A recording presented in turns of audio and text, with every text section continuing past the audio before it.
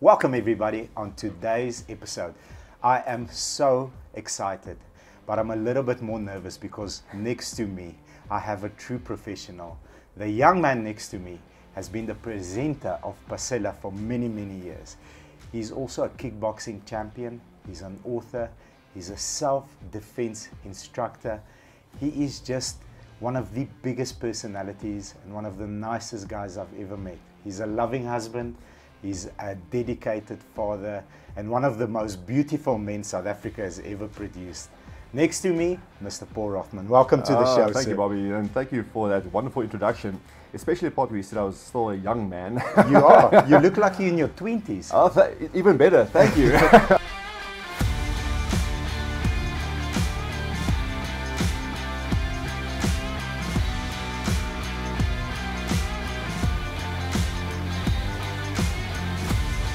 So on that, let's kick off with my favorite question. So you're in your early 20s, 5 years ago, 6 years ago, you're 17. Yeah. If the young 17-year-old version of you walked in here, sits down, still has 3 or 4% body fat, if that high, and More than that. and we could ask him, what's priority in your life right now? What is important to you?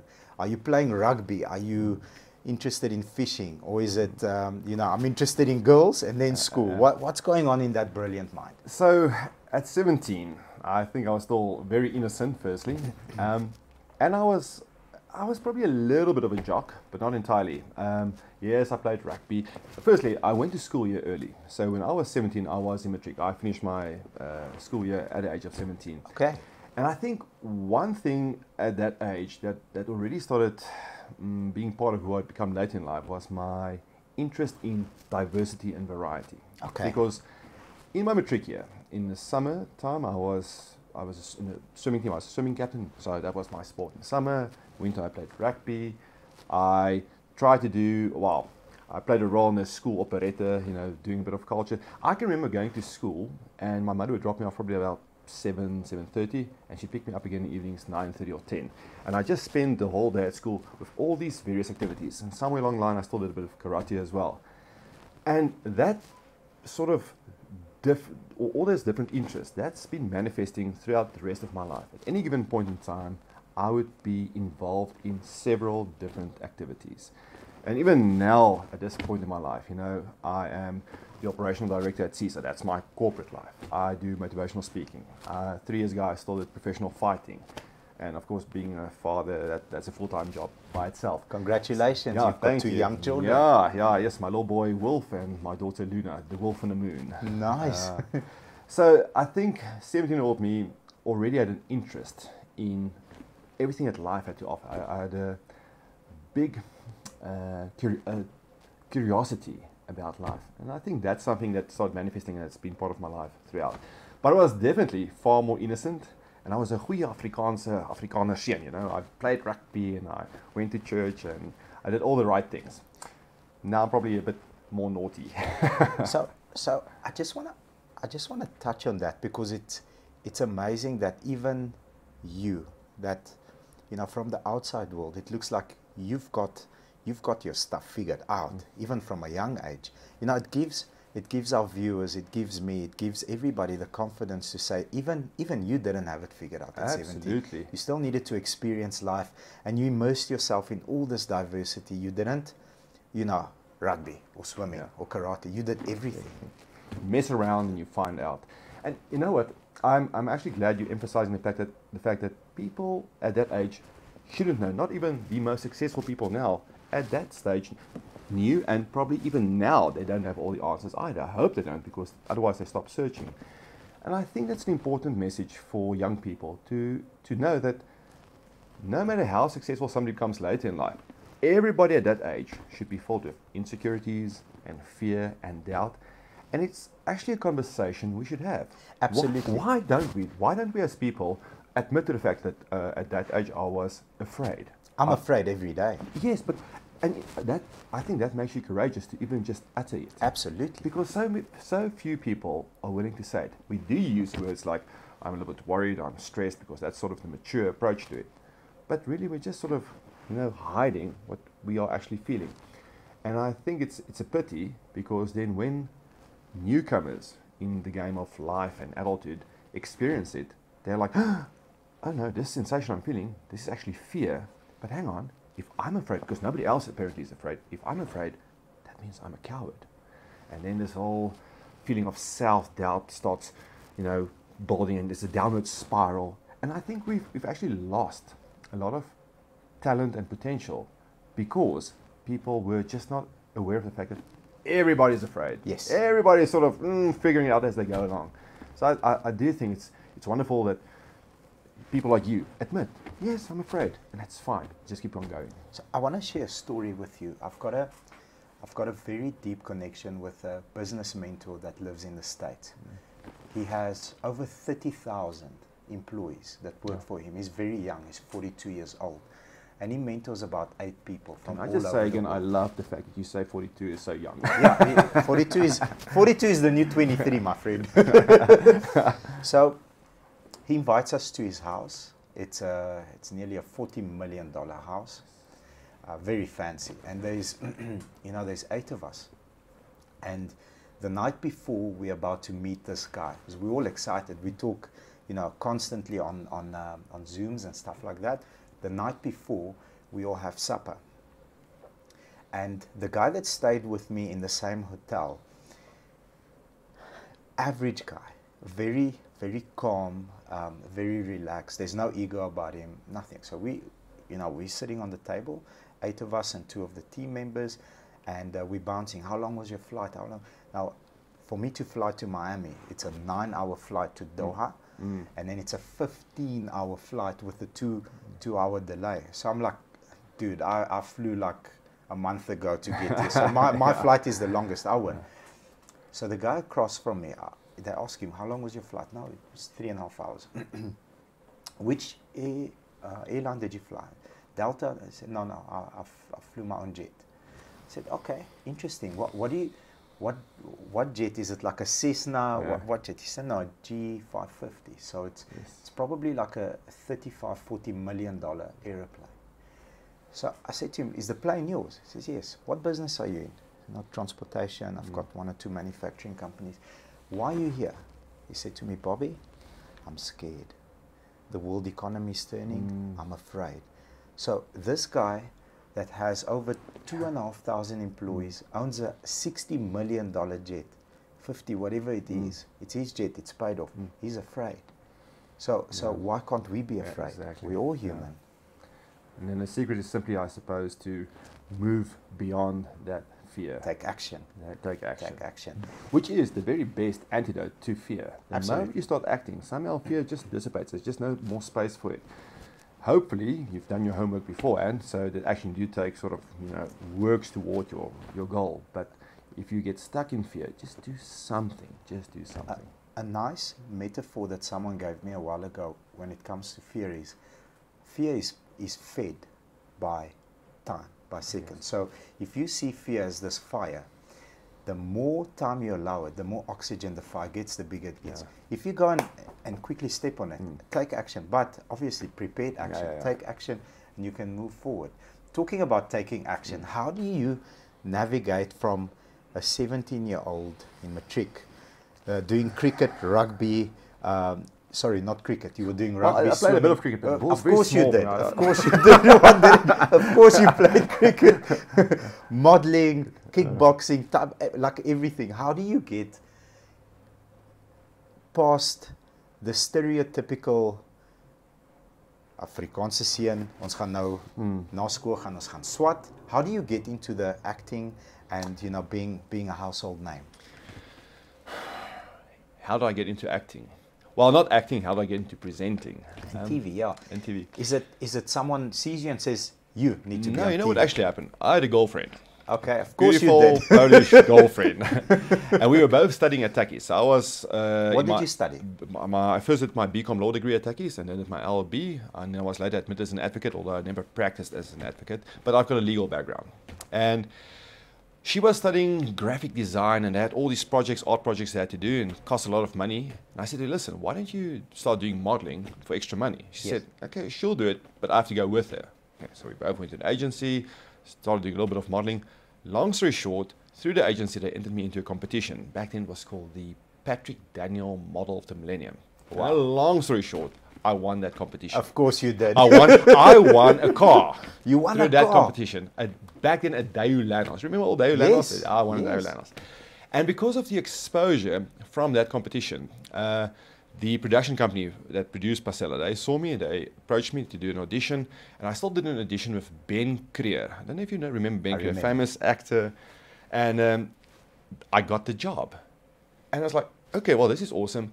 But the importance of that is I never planned to be in show business. I've been in television now since 1999, so that's more than 22 years. But I'm not a show person at all. I'm not an entertainer. I'm actually very much an introverted person. But by luck and choice, I ended up being in that industry. And it's been, look, make no mistake, it has been the biggest gift to me. The travels and adventures that I've had in my life and the things I've experienced, the foods I've eaten, the people I've met, have been incredible. So I've been very blessed. And I think now that I'm older, and the show, the very last broadcast was this year, March, April, after all these years. And now, every day, I just realize more and more how privileged I was to have been a presenter on a show which essentially traveled the world, definitely traveled the country, and just did all these amazing things. It's really enriched my life. And I think what it has done is it's broadened my paradigm and made me far less judgmental as a person, because you go to a person's house or you go to a different country of different people with different backgrounds, and you get to experience them in the way they live, and you realize, okay, well, although that's not for me, they are perfectly happy. And then you realize, you know what, different strokes for different folks. Yes. And it just makes you so much more appreciative and accepting of other people. So I have to really say that has probably been the biggest gift of the whole Pasella experience, just like to be open to pretty much everything. So off camera, we had a discussion about a certain topic that's hot at the moment. And I loved the fact that you said to me, I hear you, but I've got a different opinion. And I think very few people out there, like you said, because you've got this fear inside you, oh, what if I'm judged? Or what if they think I'm weird? I've got a different opinion. This is my opinion. I'm like, it makes sense. Now, my opinion was strong 30 seconds ago. It's not as strong anymore. Tell me more, tell me more. By the fourth sentence, you validated, and I'm with you on that certain subject. But you know what? That is the sign of an enlightened mind, because I'm a big fan of philosophy, so I used to be more into Oriental philosophy, but over the past, I'd say, a decade, I've immersed myself more in Western philosophy. And I've got several heroes from the various eras. But Aristotle said, it is the sign of an enlightened mind to be able to entertain a thought without accepting it. Yes. To just be able to hear another opinion, actually contemplate it, weigh it up, not just judge it, nor simply accept it, but to just play with it and have it and explore it. And maybe you find something you do agree with, maybe it broadens your paradigm, but and I think you're right, it's an element of courage, because fear lies in the unknown. Yes. Everything that we're not sure what will happen. So if this is our little world, and this for us is right, and this is wrong, we want to stay within those parameters. If somebody comes with a different opinion and actually shakes up this world, that places us again in the dark, in the unknown. And that's not a lucky place to be for most people. But I think, and that's maybe what I tried to say with the previous comment about Pasella, I think having experienced all these new, different things, and time and again saying, oh, but it works, it does actually, and this is fine, yeah, you figured it out. I'm far more comfortable in the unknown than I definitely was back at the age of 17. Beautiful. You just figured it out. Yeah. Beautiful. And one other thing I want to add to that, my other big hero, Socrates, and this comes to the point of where somebody has a different opinion from yours. I love Stoics, my friend. There we go. Stoicism. I love it. I think starting point to any discussion should be "Skio me nil sire," which means I know that I know nothing. And if you're perfectly comfortable in that, then you know whatever you tell me, I'll listen, because I know. Well, we're at the very least sort of both convinced about our own opinions, but I'm pretty sure mine is wrong. Yeah. So let's take it from there, and maybe I learn more from you. And I think that is one thing that I'm glad that I experienced. Probably thanks to Pasella, maybe also my father as well. I think he also instilled that sense of I think, respect for other opinions, but also that curious mind that brought about that sort of approach to life, which leads to not being non-judgmental. So you were born in Israel. Yeah. And your parents were diplomats. Yes. So still are? No. My father actually worked for National Intelligence. They were stationed in Israel, and my brother was born at the beginning of our stationing period, and I was born sort of right at the end. Then we came back to South Africa. I think it was a very short period back. I was very young then, and then we went to Argentina, to Buenos Aires, and we stayed in Buenos Aires for another 4 years, and then we came back. And since then, we've been based in South Africa, in Pretoria. My father still travelled quite a bit, but didn't have any of those lengthy stationing periods anymore. Yeah. Got you. But that's actually a good point. Maybe even, look, I was very young, but even maybe at that early stage to be exposed to different cultures and habits and so on, that probably also made me more acceptant of different views. You've also travelled the world. I've done like maybe 0.01% of your travels, but every time I come back home, so I am born in Bulgaria, but made in South Africa. Yes. So every time I come back home to South Africa, it's such a feeling that the diversity. If you're in Bulgaria, it's Bulgarian culture, Bulgarian food, Bulgarian TV. Here, it's like you're speaking to a whole lot of, like in one day, I can interact with, in 1 hour, I can interact with 11 different cultures. Yeah. At one office Love block. it. So I really do as well. I want to move into a question. If you were to give advice to some of our viewers, and the aim of this question is, you are qualified to give advice. Trust me, you are. No, you really are. Okay, let's first check. Yeah. What would you say is the one thing, or two things, or three things that you could take back with you at the start of your career that will serve you? And the reason why I ask you this question is, I know your advice will be evergreen, and everybody watching can take it back and apply it into their own career. So it's not necessary in a film, law, presenting, but one piece of info or mindset that I wish I was this when I started, because it would have served me better. So the problem with that question is, and you specifically used the word evergreen advice, that's where I have a bit of an issue, because I think at every stage in your life, there's a different principle that is a higher truth at that time, or more applicable at that time. And that's the old saying, elke ding het sy tyd. Everything has its time and its place. And therefore, I'm sometimes hesitant to say, this piece of advice, had I known it then, the only problem with that is, had I known it then, I would have maybe acted differently, which means where I am now would have been an entirely different story. I've never thought about it from that point of view. It makes sense. Look, maybe that's just a more elaborate way of saying, you shouldn't have any regrets, because if you say you wanted to do something different, that means you're not entirely happy with where you are now.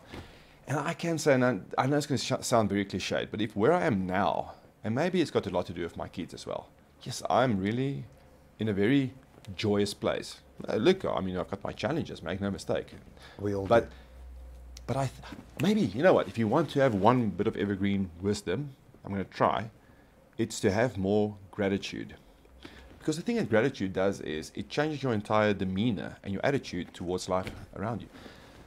Something I've encountered recently, and then now that I've experienced it now a lot of things from the past make sense, especially amongst other people, is this sort of sense of either entitlement or a sense of, no, that's not fair, this is not fair, this is not fair. I'm like, we will always find things that are not fair. We'll always find excuses, but that happened to me and now I couldn't do so and so. This person did this to me. And I'm like, that's just put that aside and be grateful for the things that did come your way. Yes. People often look up to the guys that are more successful, and then they're either jealous and find excuses as to why they're not there. Good tip, look down to the people that are not where you are, and be grateful for what brought you there. And I know this sounds so cliched, but you know what it has done for me? It's time and again made me far more positive, and I've picked up that my general outlook on life is definitely far more optimistic than a number of the people that I have been surrounded with. So maybe that's the one thing. find one thing to be grateful for, and the rest will just, well, more than one, but Yeah. the rest will flow. Gratitude. Beautiful. Love the advice. If you, every time I experience a loss, every time something drastic happens, I lose a great manager, or you know, the company. We recently went through a stage where one of the vendors went bankrupt, and this is a company where, you know, we've put a lot of effort and we've put a lot of money in, and boom, like that overnight. Yeah. You know, Tuesday morning, woke up, got a mail, made 3 calls, confirmed it, putting thousands of our clients at risk. What I said is, thank goodness that I'm alive, that I'm healthy, that I've got the team next to me to be able to face a problem of this magnitude. Let's go get it. Yeah. You know, a week of hell. Yeah. Borderline, didn't sleep much. Yeah. You know, made thousands of calls, secured a new lender. They are backing the customers that were at risk. Everything is fine. But had I been a victim, because it really, really wasn't my fault. Like, geez, man, I had nothing to do with your bad decisions that ended up, you know, costing you your company. It's not my fault. Doesn't matter. I'm alive.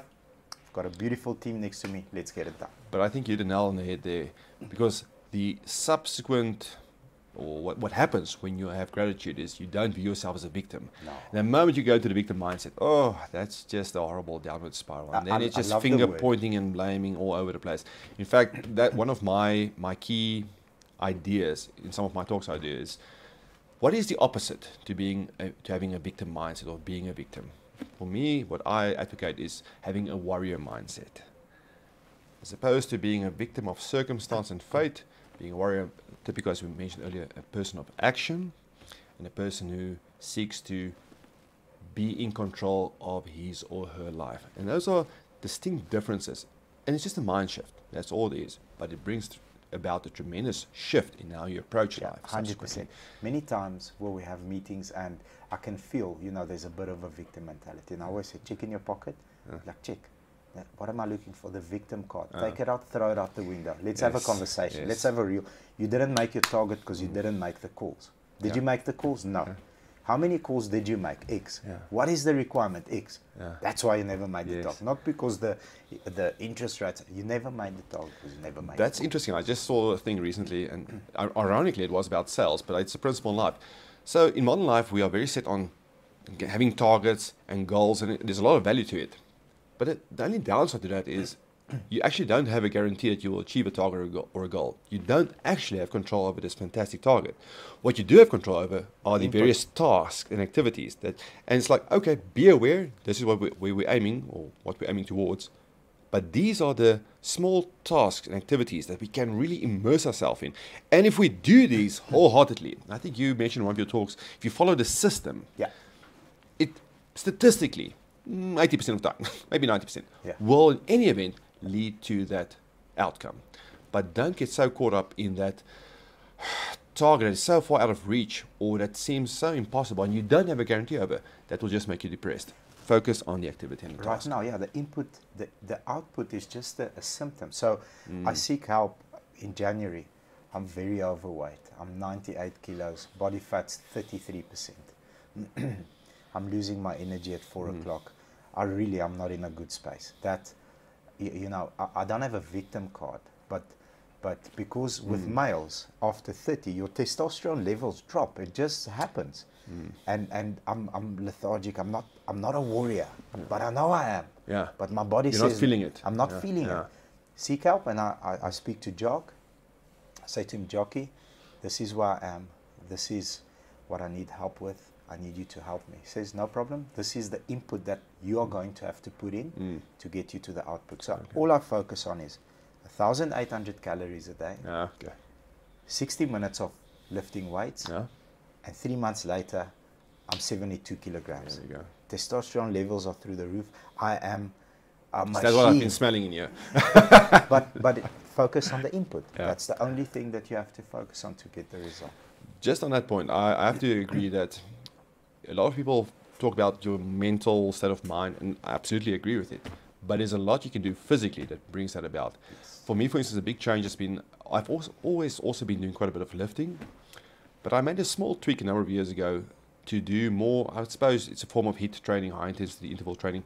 But basically, I've reverted to just doing, but focusing a lot on burpees as a man. Those explosive exercises. So I've been doing a number of things when you do a burpee. And I do, when I jump up, it's knees to chest as a burpee. It is horrible. I mean, you want to die. But it's stimulating my quick twitch muscle fiber. It's a cardio exercise. It's still a strength exercise. You're doing one exercise. And what it's doing is it's increasing your natural release of testosterone as well. Yes. So, and the benefit is now, that translates into a mental state. Yes. So it's just interesting how sometimes is it a chicken or the egg? But when one is lacking, do the other one. If this one is lacking, do the other one. And so you find that new balance. It's a system, and you can reverse engineer anything in your life. You know, I work 16, 18-hour days sometimes. Relationship at home with my wife sometimes goes down. You reverse engineer it. Yeah. What is the input required to fix this? Not go and, but what do you expect? What is the input required? I know what it is. Yeah. Spend more time, buy flowers, take her out on dates, spend time on the weekends, boom, relationship. You just need to reverse engineer every area in your I'll life. remember that. I like the word you use, input. Input. Yeah, it's input. 100%. Now, I know it's very difficult, and there probably isn't, but maybe you can point towards something that we can avoid doing. I know you haven't had the biggest mistake in your career. No, you haven't. You know, speaking about sports stars, you know, recently the guys have embarrassed themselves like badly, very badly. You haven't had a blunder like that. You've been clean. You've kept yourself very professional at all times. But if there's a small glimpse of the biggest failure in your career, what is that, and how do you process that? So earlier we referred to the fact that I don't like words like landmines or mistakes or blunders, because ultimately, if you view it as such, you would not have been where you are now. Talking to a true stoic, because things don't happen to you, they happen for you. Yeah, everything brings you to where you are, and if you're happy where you are, I mean, that's a very good sign. That was your path. But I'm definitely, I'm no innocent. I've also made my mistakes. As far as the public eye is concerned, I've definitely put my foot in it several times. Please do share. Well, I've had media scandals as well. I've made those mistakes. But if I have to be brutally honest, I brought those upon myself, probably knowingly and partially intentionally. That's because it did happen. These things did happen, and the point is quite simply, from it, I became who I am now. Got it. So I'm very hesitant, and it's a mindset. I'm very hesitant to refer to things as failures. Obviously, there would have been better results or better outcomes had I done things differently within that paradigm. But it's a different arena I'm moving in as well, which is, to me, more important. And you know what? Let's be honest. If you have to think back to those things that were failures, or that you regard as a failure, you're sort of going to get anchored there. It's a very small step from there to using that as a constant excuse as to why things are not. See how small that little leap is. Beautiful. By just referring to it as a failure, well, that's just one step away from, that I'm a victim of that. Yeah.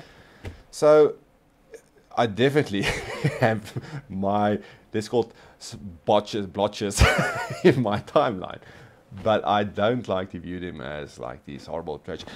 Interestingly, even amidst some of them, which were, I have to say, was a bit of a low point in my life, I distinctly remember thinking, one, I brought this upon myself, and two, this is going to shape me into a stronger person. I distinctly remember that.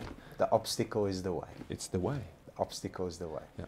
I do have to look. If I listen to myself now, it sounds very stoic, and I've got all my stuff sorted. No, not at all. Let me just make sure clear, and that is, I do a number of activities. I do a number of different things, and it's that typical saying: I'm a jack of all trades and a master of none. But I'm striving. I'm striving, and that's important. I'm striving to be a master of some, at least. And in the very least, to be the master. The one thing I will master at some point in time is myself. Good. But at least it's a quest that I'm on. I think you've mastered yourself a while Yeah, ago, it's an ongoing journey, definitely.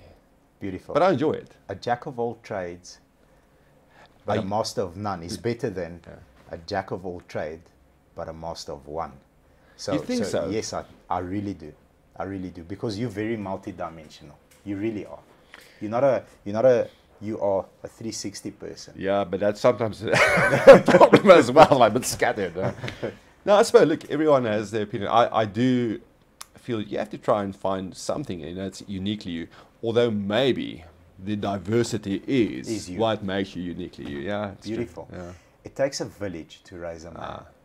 It took several continents, countries, South America, Africa, you've been all over the world. If there is 3 people that come top of mind, how did each one affect who you are today? Because obviously they tilted you and shifted you in that direction. And who are those people? So the first answer is going to sound so cliched, and I'm sure many people say the same thing. Obviously, my mother, my father. Why? Why is that? Values and principles? Yeah. You know what? And it's the combination of the two of them. I'll actually put them as one person in that sense. Because they are very different, make no mistake. But my mother gave a very far more grounded family upbringing, a bit more traditional, but healthy and, like just solid. My father, having traveled quite a bit, he's also quite a thinker. He also has wisdom, or he has wisdom and insight. And he gave me one thing that now as I'm getting older and older, I appreciate much, much more. And that is freedom. The freedom to explore and to be curious without judgment. And I think, and I've seen many people that were very unhappy in life related back to their parents because they felt possibly like they disappointed their parents a bit. Now, I undoubtedly did things that probably disappointed my parents a little bit, but I never experienced, they never made me feel like I disappointed them. Wow, that's a big thing. That's amazing. And I can feel that because you had your family values and your dad said, go for it. Yeah. You never were in the position that I need to become a statesman because my father is one and that's the expectation. No, in fact, from a very young age, you always used to say, you can do whatever you want, but you have to be willing to accept the consequences. Ooh, that's it. Beautiful. And when you're young, maybe, that's pretty wild advice because you can't always accept the consequences. But to be fair, now, I think, firstly, I was a much, not naughty, far more obedient boy as a child. So that actually made it simpler. But to know that I would always have their support and their love, that creates a tremendous sense of inner confidence. Wow. And I'd say a sense of adventure subsequently, because it's difficult to go on an adventure if you don't have a solid base to work from. Yes. And that allows you to experience more and try different things and so on, because at its core you've got solid roots to go back to. So, and I've come to realize now how fortunate I've been to have that, because that's something I didn't choose. That is something that was given to me. I had no choice in that. Beautiful. So, okay, so that's definitely my parents. Beautiful foundation. And then I thought about this because when I saw the question initially, I am somebody who, for some reason, finds meaning in numerous different encounters. Sometimes I'll probably add too much meaning to it. So to single out a person here or there, no. So many people would say a single thing at a certain point in time. It could be small little moments, and they just give you experience, or think about that, or that. So my encounters with people, I've always, not always, but often tried to really connect with people, and every single person in some way or another, through a brief interaction, contributes to who you become and exposes you to more. So it's difficult to single out people. What I will say is some of the other people that played a huge role in my life were not people that I've met, but people that I've met through books. You're an avid reader? I'm an avid reader, yes. Beautiful. Yes. Probably less now than previously, but I used to immerse myself in reading. And I really felt I connected with some of these authors, and they, in a way, became my guides as well. Yes. I often had lengthy conversations with them in my head and argue their point of view, and then, but what about this? And I have to try and figure out what they would say. But all of those dynamics with people that are very past, many of those authors, I think all of that shaped who I would become. Beautiful. Who is Paul Rothmann when There's no cameras, lights. There's no microphones. Who are you? Are you like doing burpees, chilling out, braaiing with friends, or are you constantly this Ooh, perfectly groomed? I'm not this at all ever. No. Because that's what we see. Oh, really? Yes, wow. that's what we see on camera. That's an incredible illusion. Now, so firstly, I think the Paul you see now and the Paul at home, over the years, they used to be far more different. Okay. But let's not say different. Let's say two further extremes. And I have to say, I feel that over the years, they've merged more and more. The way I will act now in the professional sphere and the way I will act at home, it's a far more closely knit dynamic. Obviously, in certain scenarios, we project more of one aspect than of the other. Yes. But I can honestly say there's no longer that tremendous distinction. But Paul at home likes to have fun. I am probably a borderline hedonist, a joy seeker, and I enjoy physicality. I'm still training, fighting. I enjoy my tequila. I enjoy a braai. I enjoy Oriental food. I enjoy the pleasures of physicality. So that is Paul. That's why I said I'm probably a bit of a hedonist, but maybe just with a touch of a love for the philosophy of life. Beautiful. Maybe that just gives it a little bit more depth and substance than a pure pleasure seeker. Beautiful. Love it. I'm still going to ask you the landmine question, but I'm going to ask it differently. Okay. So, through experiencing life from different cultures, from different eras, from different age groups, what do you say to young people, middle-aged people, and older people? What would you say is regrets or landmines that the young community today could learn from? Your middle-aged community could learn from, and towards the older people. I'll for example, share a big landmine for all over 45, sort of 50-year-olds is a lot of the people of that era did not evolve with technology. So you have absolute killer business people, killers, that sort of stunt their growth because they can't work Excel sheets, they can't properly use emails. So that's maybe one landmine for that era. What about the young generation? Okay, then I'm going to answer it more as a matter of principle. Yes. I refer to the concept of don't get caught in a cage of comfort. Don't get caught in a cage of comfort. Don't get caught in a cage of comfort. The thing is, what do we do? No matter at what age group, as we become more successful, even if we're young, the first bit of money we get, what do? We tend to buy things that we like, that are nice. So it's either in the beginning, GTI. It's always a GTI. So you're going for luxury. As you get older, you go more for security and comfort. That's what we do. And it's perfectly natural. The more successful we become, the more we want to surround ourselves with an environment that we're in control of. That's perfectly natural. Yes. The downside to that is that indeed easily becomes a bit of a cage, because this is now, we're sort of building these parameters, these walls, because we know it. What we forget is those walls oftentimes slowly start closing in. It makes our world smaller and smaller.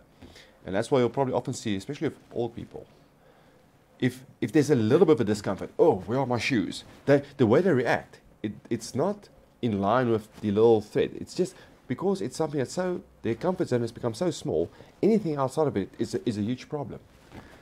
So maybe that's a landmine, I would say. Beautiful. Irrespective of the age where you're in, every now and again, this is a challenge you can put to yourself, every now and again, do something that terrifies you. I like to use the term, put yourself in harm's way. Intentionally, not recklessly, but intentionally do something that, yeah, I'm a bit scared. Yes, there are actual possible consequences to what I'm doing now, but I'm choosing to do it so that I can keep my blade sharp, to keep that edge. Because when you lose the edge on your sword, then you easily become a victim. Because then you'll know, what's the term, I think it's Jordan Peterson talks about, you're no longer dangerous. Yes. And it's not just a male thing, this is for people. What gives you your edginess? What keeps you dangerous? Whatever it is, maybe it's your beauty, maybe it is your intelligence, maybe it's your ability to do a deal, whatever that may be. Keep sharpening that, keep that edge going. I think that's probably the one possible landmine, is to allow your blade to go dull. Keep it sharp. Keep it Talking sharp. about dangerous, you're a very dangerous person. You've got so much, fighting experience. Okay, if you don't mind, can we dive into that for a little bit? Okay. So, at what age did you start? So, okay, so like most young boys, I watched the Karate Kid and Jackie Chan movies and Bruce Lee, so I started doing karate. And we all at some point had our little gi. I did Kyokushin karate. I did that for quite a long time. And then in high school, I sort of started focusing on that a bit more, and that was still clicker karate, so it's slight contact. And then after school, I started really climbing into it. I did Kyokushin knockdown karate, which is a bare knuckle, hard style. Wow, okay. Then I went to do, but you don't punch to the face. You can kick to the face, but not punch to the face. Then my brother did boxing. He's a former world champion boxer. And I realized, oof, this is a big... That's a big jump. Yeah, but also, I mean, to fight against a boxer who really punches to the head, I realized there were a number of shortages in my fight game. That's when I started doing amateur kickboxing. I competed within the first month of joining a club. I had my first, like a month or two, I had my first fight. And that went well. I obtained my national colors in kickboxing. And then I turned professional with Thai boxing, and then shit got real. So, you know, Thai boxing, it's boxing and kickboxing. You're also allowed to do low kicks and knee strikes. And I've had some hectic injuries. Make no mistake, I've broken my nose so many times. I've had my eyebrow busted open. We were in a clinch and a guy jerked his head, and not a headbutt according to him, but yeah. I've broken my hand twice. I've busted open my shin. I've busted my knee. It is hectic. It is really a very physical fighting art. But it's also very real.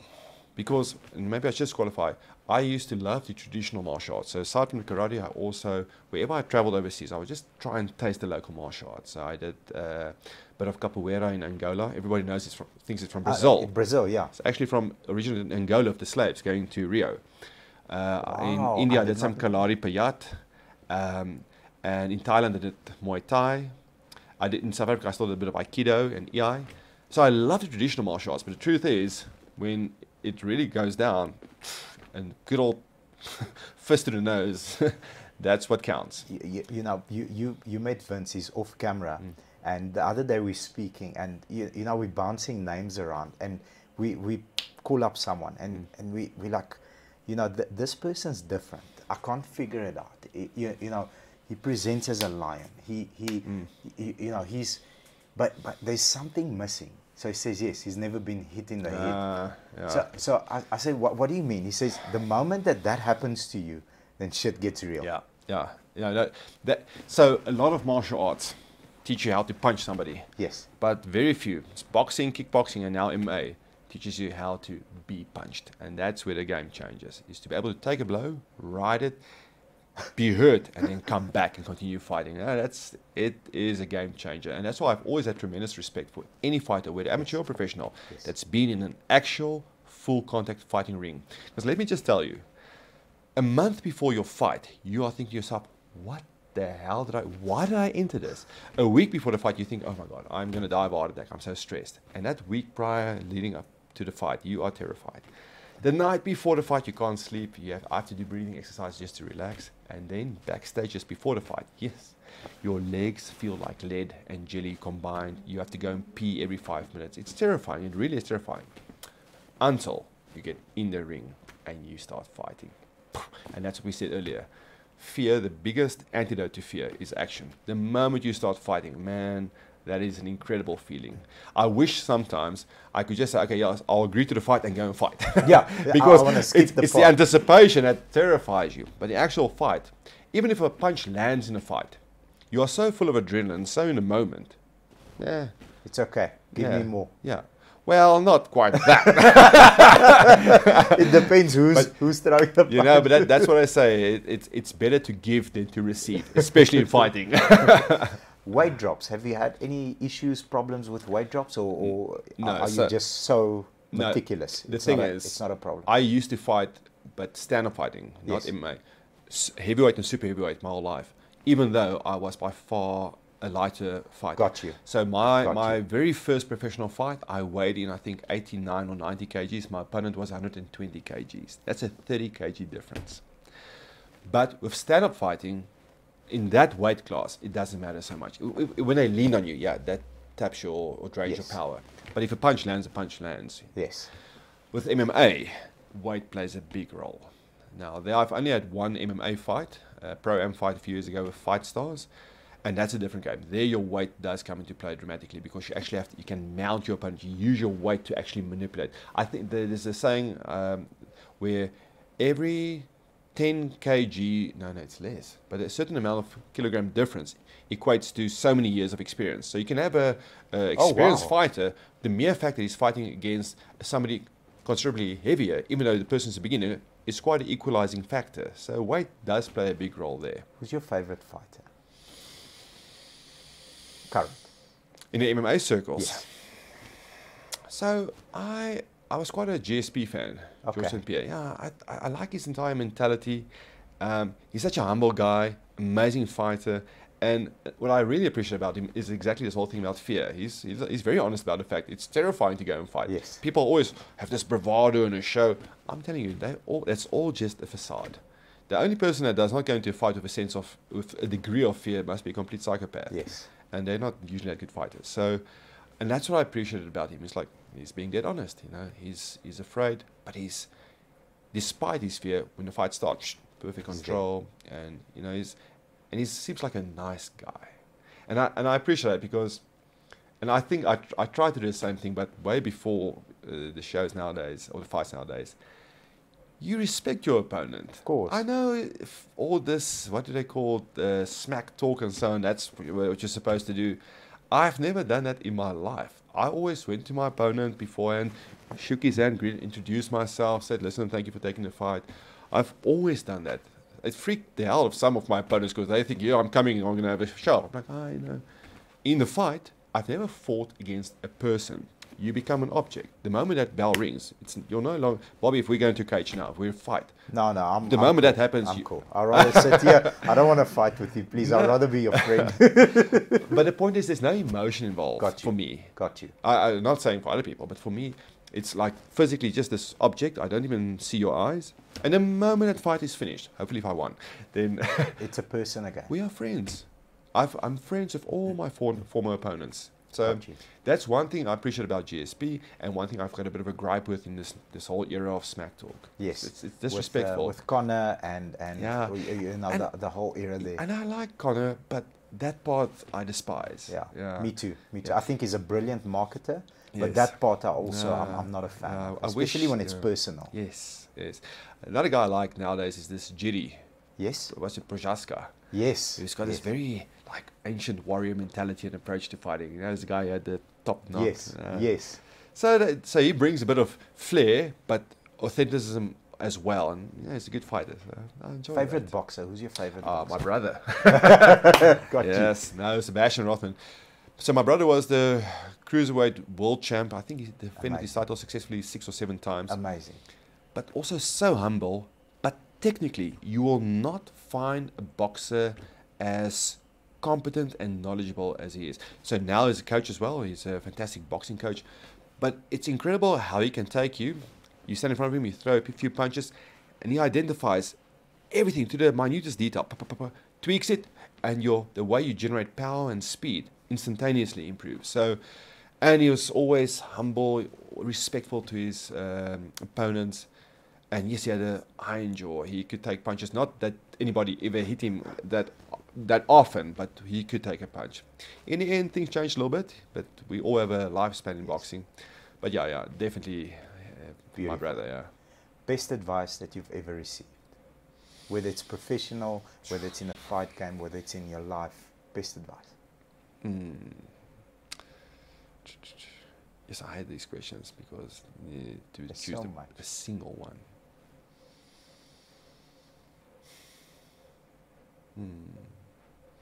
Already mentioned my father had said, you can do whatever you want.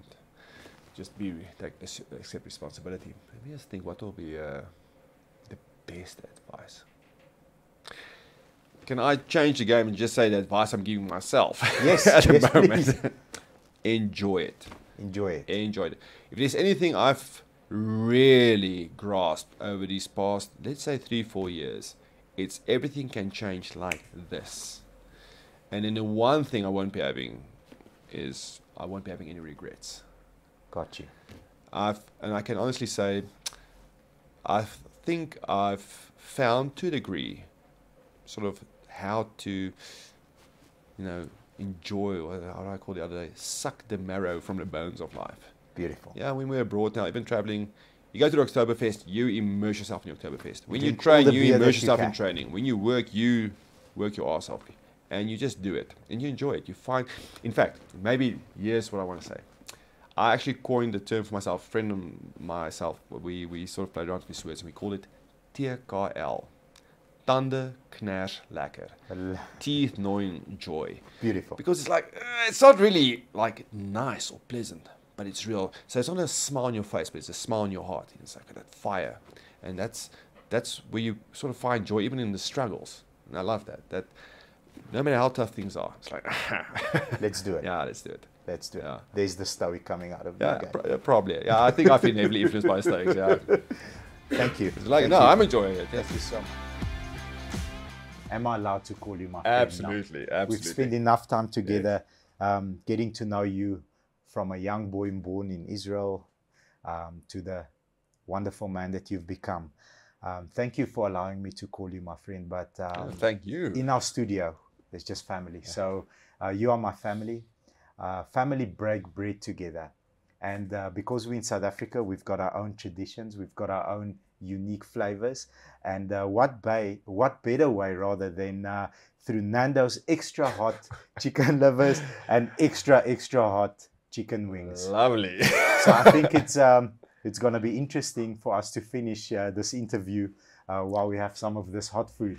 It's going to be a sweaty experience, yes. Can you know what? handle it? I'm a sucker for a day, so let's do it. Let's Yes. do it, my Yeah. friend. Okay, good. So, wow. Can we just dig in? Let's dig in, my friend. Okay.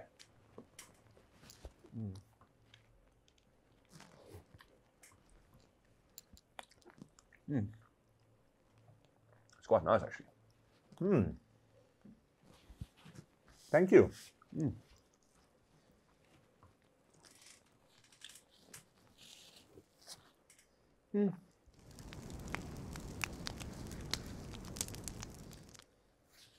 Yeah. No, it's got a bit of bite. I can feel it now. It's coming through. Yeah. But yeah, you're handling it like a world champ, like you always do. I fake it sometimes. Wow, this one is hot. Definitely hotter than the previous ones. Wow. No, we're fine. We're fine. Let's go tingle. Let's have Go some for of this these livers. Love livers.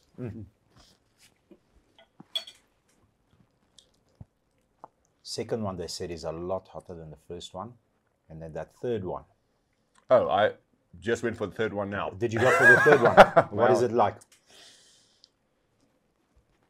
Oh, I am aware of it now. Yes.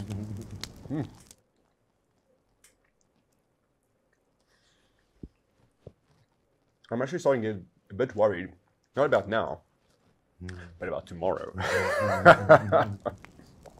Wow. Okay. I can feel the second one now.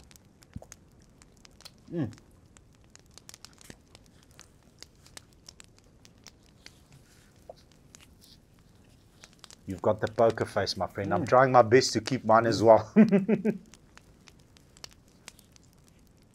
Oh no, it's alive. It's alive.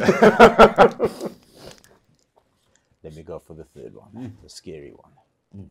Let's add this one. Okay. Yeah, it's kicking in now.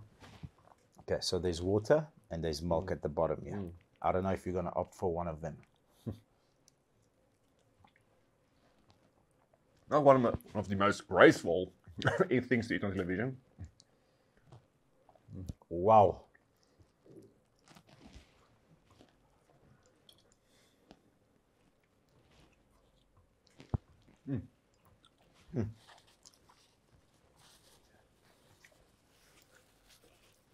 Are my lips glowing? Feels like it. Geez, my friend, That third one is proper hot. I'm going to have a little bit of this bread.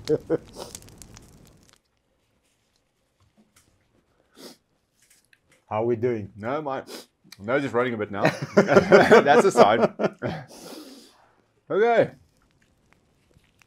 If you could spend an entire day with anybody, dead or alive, who would that be? And what would you ask them? So, hello, welcome back to the show. as I mentioned earlier,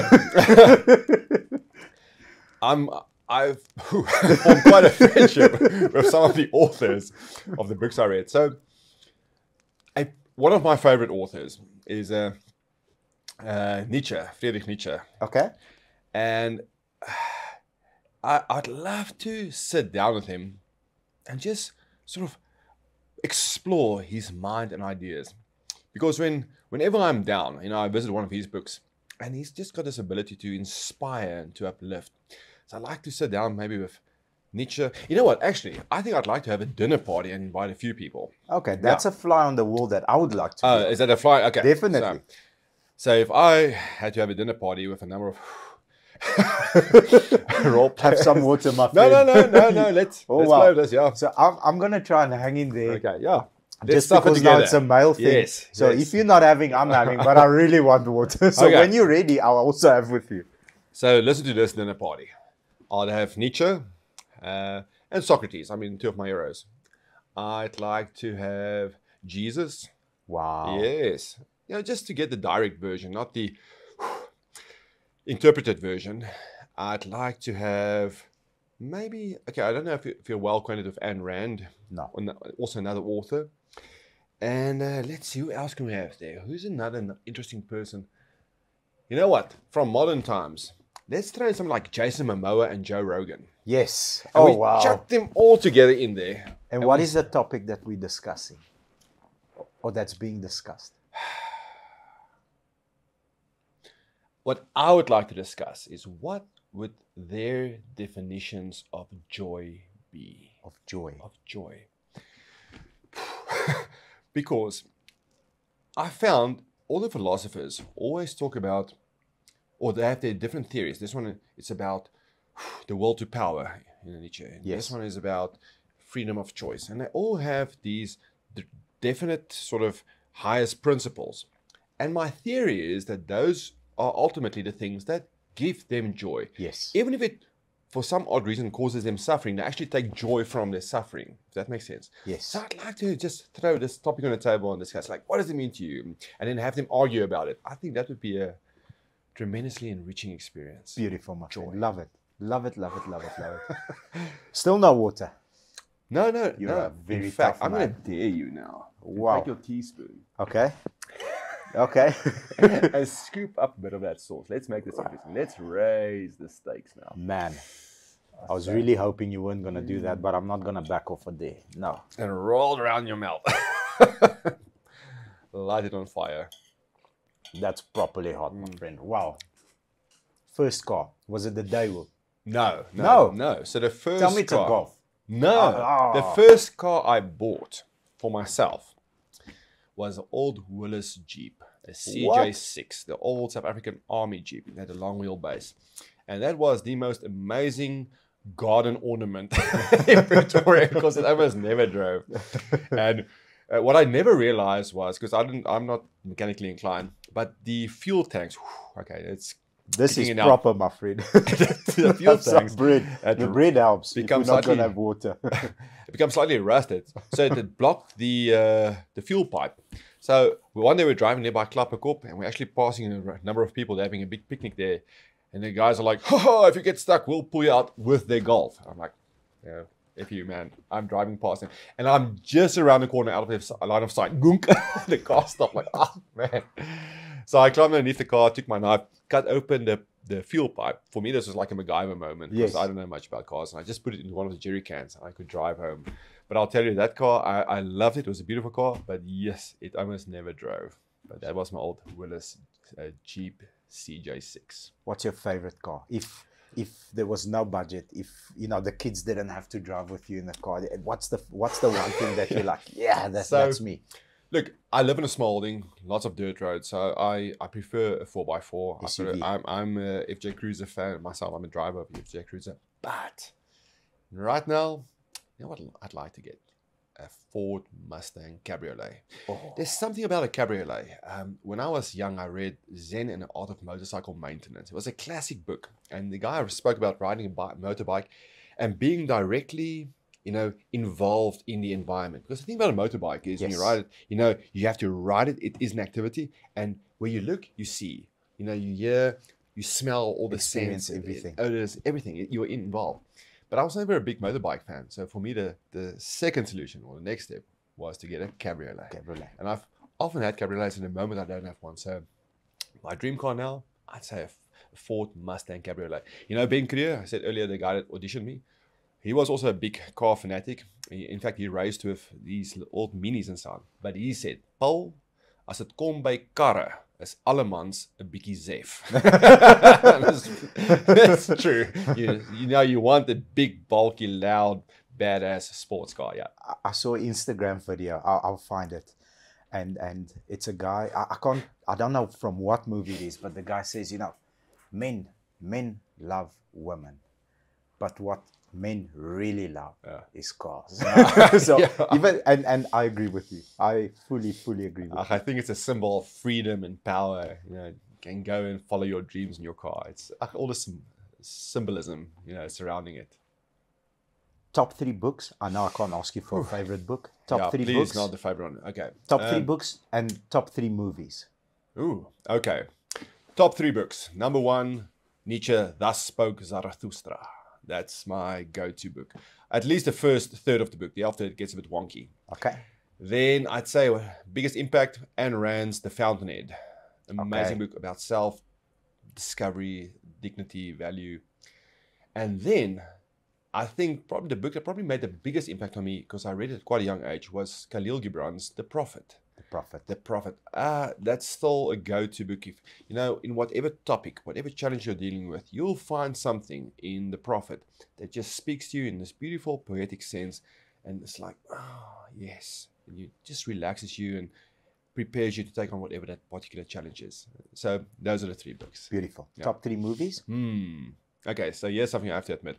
My favorite movie of all time, good old Conan the Barbarian. Okay. Arnold Schwarzenegger. Yes. The original one, not the Destroyer, the original Conan the Barbarian. It was just shot so dramatically and like this incredible adventure, the saga, this very old school, masculine, like heroic figure. And then secondly, I'd have to probably say Fight Club. Fight Club. Yeah. But you have to watch it 3 times because every time you watch it, there's a new little message. Yes. I mean, that movie is filled with existential theories, and it's like Kierkegaard wrote it. It's like, it is one of my favorite movies, and every time a little bit of magic you discover again. And what would be movie number 3? Have you seen the new Top Gun? I was sitting here thinking about maybe even Top Gun, because I saw it on an airplane now. How awesome was that? It's mind-blowing. Yeah, it's really good. But okay, I'm going to give you another option. The Secret Life of Walter Mitty. Okay. Have you watched that? Never. So that is with Ben Stiller. And it's also this adventure. And the idea behind the movie is, it's this guy who every now and then kicks in. It's like if you take a breath quickly, then it's like, I'm back. It bites you. And in short, he's got this sort of boring life, and he's constantly imagining a more adventurous life. And every now and then he catches himself out. Oh no, it was just a fantasy. It's back in reality. And then something happens in the story which actually forces him to go out and go on these adventures to try and address this problem. And you go on this whole journey where his fantasy world and his real life starts merging. And it's just this beautiful evolution of this character. And it's a fantastic soundtrack as well. I have to say, that's one of my requirements for a good movie, a good soundtrack. Good soundtrack. Now, Into the Wild, by the way, is also a fantastic movie with awesome soundtrack. Eddie Vedder did the soundtrack for that. Awesome. Yeah. My friend, what's next? Like, what are you getting excited for? What's coming up? Are you excited to watch your kids grow? Are you excited? What gives you that I can't wait? But I'm an easy audience for that. Okay. I get excited about things very easily. I think firstly, to be fair, my professional life, Yes. that is where my focus is. Yes. So I'm full corporate now.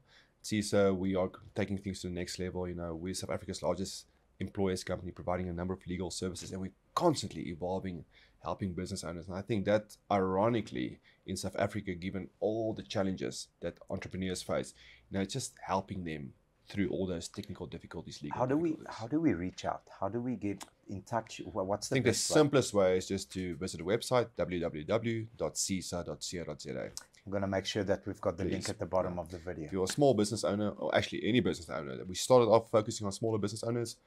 Our clientele now covers a tremendous spectrum for whatever legal needs. So that is where my key focus is now. I think that's where, especially in the position I'm now, a single decision on an idea that if you can formulate it well and get the buy-in from your team, an idea can manifest in this tremendous service or product or just solution. And I think that's one of the wonderful things about corporate life. There's a lot of criticism towards corporate life, but one of the amazing things is how a simple idea can manifest, as this incredible result. So that's the one side. In my private professional life, I do a lot of motivational speaking. That's what I enjoy the most. To do a lacquer session, motivation is one side, but to have them, to see a bit of a transformation taking place, that's really where the magic lies. To have That's people come the strategy part that you embed. Yes. That's the So yes, rah, but just change these 3 things this way. Yes. And watch the result. And to have people come back to you and say, listen, I was dealing with this little challenge now. And now based on this message or this experience or this example that you've given, I've done this and this manifested. Beautiful. Yeah, so I have to say, and that's probably what I enjoy the most, that the idea that you can ignite fires. And I think I just have to add, that's another thing I took from Pasella. I've met incredible people and rich people and famous people, but the people that made the biggest impact on me were the ones that they had this fire inside of them, and you spend some time with them, you leave, your own fire is also ignited. Yeah, and that's sort of what I want to focus on doing. That's my private little quest. So, my friend, I can honestly, with my every fiber, tell you my honest truth, you are going to leave us much better than you found us. You've made a huge impact on myself, on our team. It's just been an incredible, it feels like it was 3 minutes, probably 2 hours that we've had a conversation. Thank you for sharing your time. I know it's limited and I know it's very valuable. Myself, the team, and the audience are going to absolutely love this video. Thank you very much. Thank you, Bobby. Thank you for this awesome experience and such a warm environment, and for the example you are setting to everybody out there with all your wisdom as well. Thank you so much, sir. Those are kind words, and it was extra warm today. I think we'll have the water when the camera stopped. Then I'm going for the water. So while on camera, I kept my cool. I kept up with an absolute champ. I'm crying inside. Thank you very much, sir. You.